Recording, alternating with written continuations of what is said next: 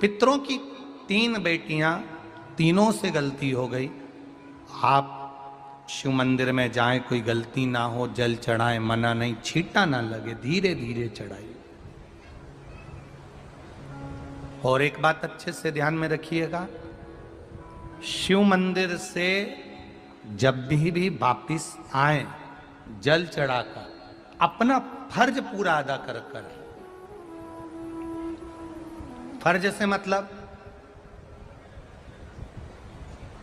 जब शिव मंदिर से वापिस आए, जो पत्ती, बेलपत्री, फूल शिव जी पे चढ़े थे वो नीचे शिवलिंग पे से नीचे गिर गए हों। एक शिवलिंग रखा है, लाना मिट्टी वाला, लाइए जरा उठा के। अब छत्तीसगढ़ में कथा चल रही, थोड़ा ध्यान से सुन लोगे एकांतेश्वर शिवलिंग का पूरा वृतांत। तो आप लोग जो पशुपति व्रत कर रहे हो या कोई भी उपास करते हो, कई लोग कहते हैं हमने करा नहीं हुआ। क्यों नहीं हुआ? उसमें हमारी गलतियों को हमें छाट। ये देखिए,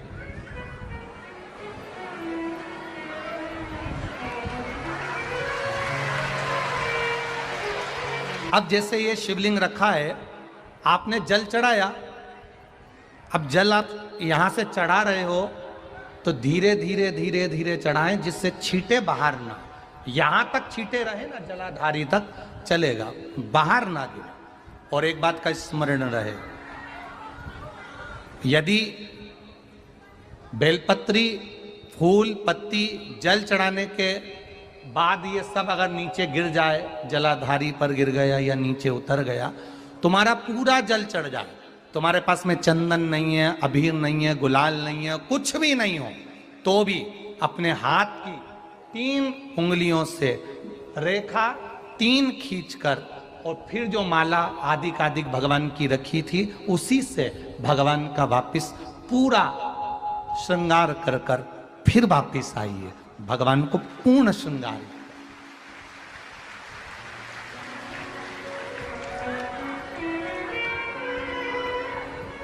भगवान का पूर्ण श्रृंगार कर कर आइए। कई लोग जल चढ़ाने के बाद में भगवान का जो फूल पत्ती नीचे रखी रहती है, आप, हम ये नहीं कह रहे कि आप अपने घर से लेकर जाओ, आपके पास में कुछ नहीं, 1 लोटा जल चढ़ाओ, जल चढ़ाया, जो फूल पत्ती नीचे रखी हुई है उसी को उठाकर, उसको रखकर, उसी फूल से भगवान का खूब सुंदर श्रृंगार भगवान का कर कर फिर आइए। क्यों? शिव का जब हम श्रृंगार कर कर आते हैं, माता पार्वती जी ने देव अधिदेव महादेव का श्रृंगार किया है, आप लोगों के स्मरण में होगा। राम जी ने माता जानकी का श्रृंगार किया है। रामचरित सुनिए कथा, रामायण सुनिए, आप लोगों ने रामायण सुनी होगी, तो उसमें माता बैठी हैं शिला के ऊपर और भगवान राम उनका श्रृंगार कर रहे हैं। एक कौवा आता है, वो चोंच मार कर जाता है, ये सारा वृत्तांत आप लोगों ने श्रवण किया है। तो राम जी माता सीता का श्रृंगार करते हैं, भगवान कृष्ण राधा जी का श्रृंगार करते हैं। केवल एक देव अधिदेव महादेव की कथा ऐसी है जिसमें पार्वती जी शिव जी का श्रृंगार करती हैं। शिव का श्रृंगार किस लिए? क्यों?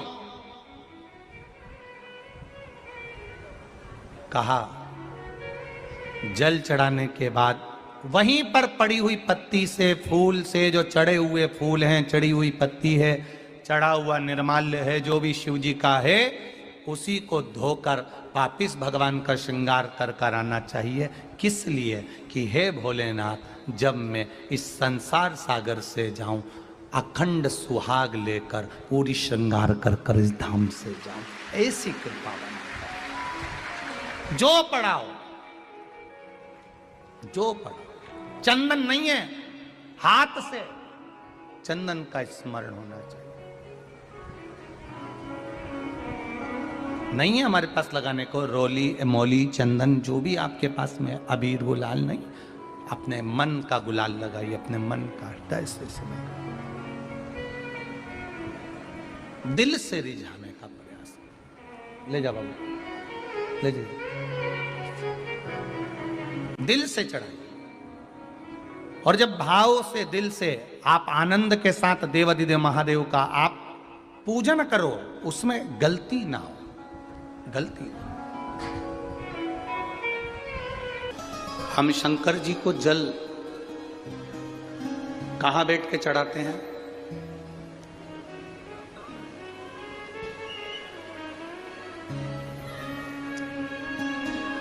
बोलो बोलो, जन्म के बोलो जरा। वैसे तो जो शिवलिंग होता है उस शिवलिंग के आसपास कहीं पर भी बैठ जाओ जहां से जल बहता है, बस उस स्थान को छोड़कर। पर विशेष जल चढ़ाने का स्थान कहां से बताया गया? उत्तर की ओर मुख कर। हमें दक्षिण में बैठना है, उत्तर में मुख करना। उत्तर की ओर भगवान शंकर की जलाधारी, जलाधारी से मतलब है जो शिव जी का चढ़ा हुआ पानी जो बहता है वो उत्तर की ओर जाता है। तो हम कहां बैठते हैं? बोलो बोलो जम के, दक्षिण की ओर। मान लो शिव जी का पानी इधर जा रहा है तो तुम्हें इधर बैठना, शिव जी का पानी इधर जा रहा है तो तुम्हें इधर बैठना।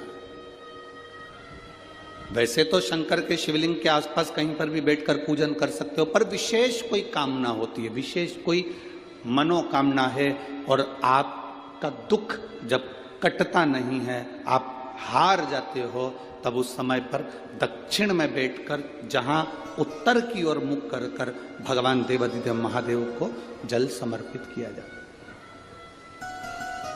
उत्तर दिशा में ऐसा क्या है कि शंकर जी का जल उत्तर की ओर जाता है? ये उत्तर और दक्षिण, ये दो दिशा तो हमारे यहाँ बड़ी विचित्र मानी जाती है। हमारे यहाँ सबसे अच्छी दिशा, कोई मकान भी लेता है तो कहता है पूरा पश्चिम का मकान होना चाहिए। कोई मकान ले, पूर्व का मकान हो, पश्चिम का मकान हो। कोई दुकान ले तो कहते हैं पूरा पश्चिम का मकान दुकान हो। पर मेरा वो घरदानी तो उत्तर दक्षिण का आनंद लेता। उत्तर दक्षिण, ऐसा दक्षिण दिशा में ऐसा क्या है कि शंकर जी का चढ़ा हुआ जल दक्षिण में ही जाता है? यहां तक शिव महापुराण की कथा कहती है, मान लो आपके घर में छोटा सा शिवलिंग है, आपके घर में छोटा सा शिवलिंग है, उस शिवलिंग को आपने थाली में रख लिया। थाली में रखने के बाद में गूंज रहा है आवाज, थाली में रखने के बाद उस थाली में शिवलिंग को रख लिया, आपने उसको स्नान कराया। थाली में भी अगर शिवलिंग रख रहे हो तो उस शिवलिंग का जो दिशा है वो उत्तर की होना चाहिए। भले आप मंदिर में पूरा पश्चिम में बैठे हो, आपके घर का मंदिर तो पूरा पश्चिम में ही होगा। आपके घर का मंदिर कहाँ होगा? पूरा पश्चिम में। पर शिवलिंग की दिशा कहाँ रखना है? उसकी जलाधारी की दिशा कहाँ रखना है? जम के बोलो जरा, उत्तर में। आप मंदिर में पूरा पश्चिम में बैठो, आपके घर के मंदिर में आप पूरा पश्चिम में बैठ के पूजन करो, क्योंकि आपका मंदिर पूरा पश्चिम ही होगा। ऐसा कोई घर नहीं जिसके घर के अंदर मंदिर पूरा पश्चिम में नहीं है। आप पूरा पश्चिम में बैठो, पर शिवलिंग को थाली में भी रखो तो उसकी जलाधारी उत्तर की होना चाहिए। आपने अगर स्नान कराया है, शंकर भगवान के शिवलिंग का जल जो आप लेकर जा रहे हो विसर्जन करने के लिए, शिवलिंग का चढ़ा हुआ पानी जो भगवान को हम घर में स्नान कराते हैं, भगवान को घर में नहलाते हैं, स्नान का जो जल होता है उसको हम ले जाकर जब वृक्ष में डालते हैं, उस समय पर शंकर का घर में चढ़ा हुआ जल जब हम ले जाकर उसको डालते हैं वृक्ष में, अगर आपका ध्यान उत्तर की ओर है, आपका मुख उत्तर की ओर है, भले आप जल डाल रहे हैं पर मुख यदि आपका उत्तर की ओर है तो आपकी मनोकामना पूर्ण होती ही है, ये निश्चित है।